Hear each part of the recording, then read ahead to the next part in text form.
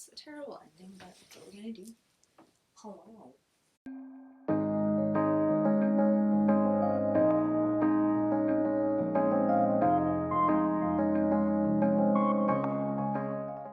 Hi there, you're watching Rose Squad Reviews. I'm Melanie, and today I'm going to be talking to you about Midnight Pearls by Debbie Viguie, a retelling of The Little Mermaid.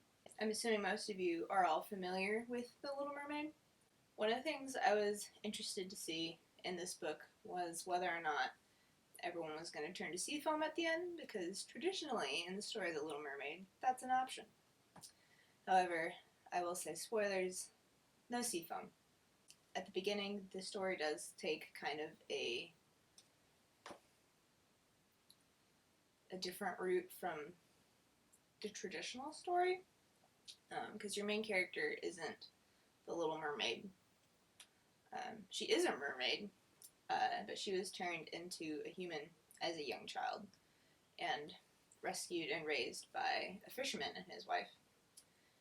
And she grew up being best friends with that country's prince figure, as it were. I thought it was funny because his dad is like, "Hey man, you need to get married. Like, I can set up a ball. We can invite all the ladies in the land. You can pick one." And he's like, "That's a bad idea. I'm just gonna handle this myself." And so he's like, "Hey, I'm really good friends with this girl. I like her. I think she likes me. Maybe, what could go wrong?"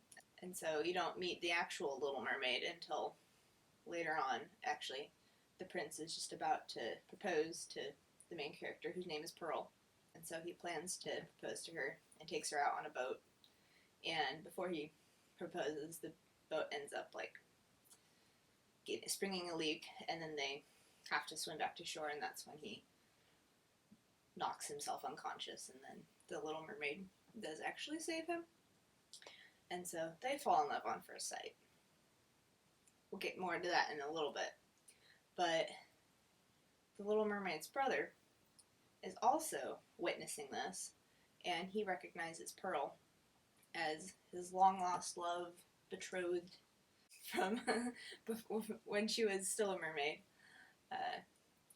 And so he's like, "That's her. Like, she's the one." And both he and his sister end up going to the Sea Witch to get themselves transformed into humans, so that way they can pursue their intended love interest. However, the Sea Witch does take the sister's voice, and then she takes the brother's sight. So they can't really they both have handicaps, and they only have a week to be able to properly woo their intended love interest. I was a little bit skeptical about this detail because I'm like, in a week, can we have enough character development and interaction for me to be able to be like, yes, they're in love, I support this ship, let's go for it.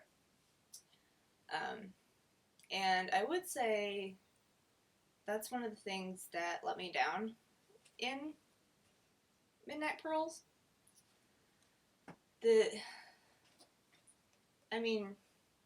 characters do have character growth in some ways, but I'm really not sold on a lot of the romance. I mean, sure, Pearl and the dude mermaid transformed human guy have a moment on the beach, and he's like, "I love you, you're my betrothed," and he kisses her, and if some man that I never met before did that to me, I'd be like, "Get off me, I'm calling the police, stay away from me."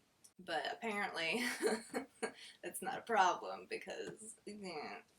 And then also, he ends up getting pretty much locked in prison for the majority of that week. First of all, I wonder, what in the world is he doing? Like, he's blind. He's in this dungeon that he doesn't know where he is. He's like, "I'm just, woe is me, I guess I'm going to die now," because no pressure, But he's stuck in a jail cell, so we get, pretty much no interaction with him and Pearl. The sister and the prince is, a little bit better, but not, a whole lot. Most of their love is built on, "Oh my gosh, you're so beautiful, you're so handsome," and they're infatuated with each other, which is a thing, that happens. However, I don't know what their relationship is going to be like down the line when, if your relationship is built on purely just you're so beautiful or you're so handsome, what's going to happen when, like, are you going to be able to love that person for who they truly are under their looks? So that's kind of why I was disappointed in some of the lack of character development in that aspect.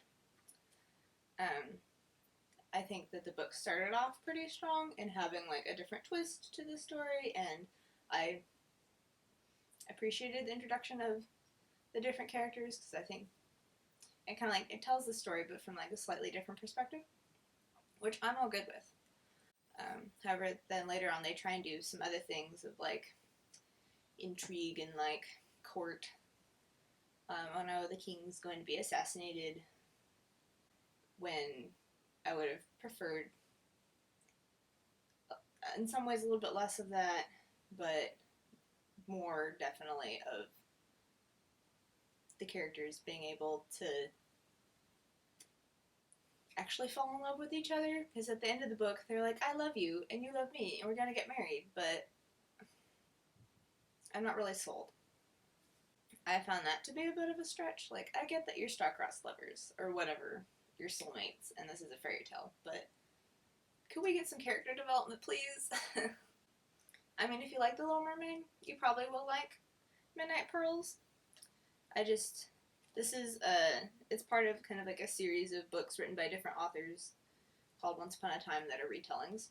And I remember reading one about like a retelling of Rapunzel that was pretty good. So I'll have to check that one out. I think it was called Golden by Cameron Doki. Don't remember that exactly, but so there is still hope. And I'm not saying it's a bad book, it's just kind of let me down on certain aspects.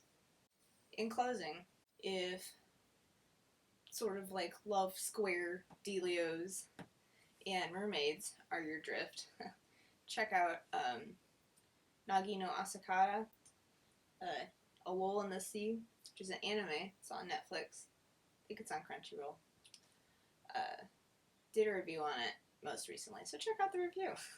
But also check out that show because that's a good time, and you do get character development, and I would recommend.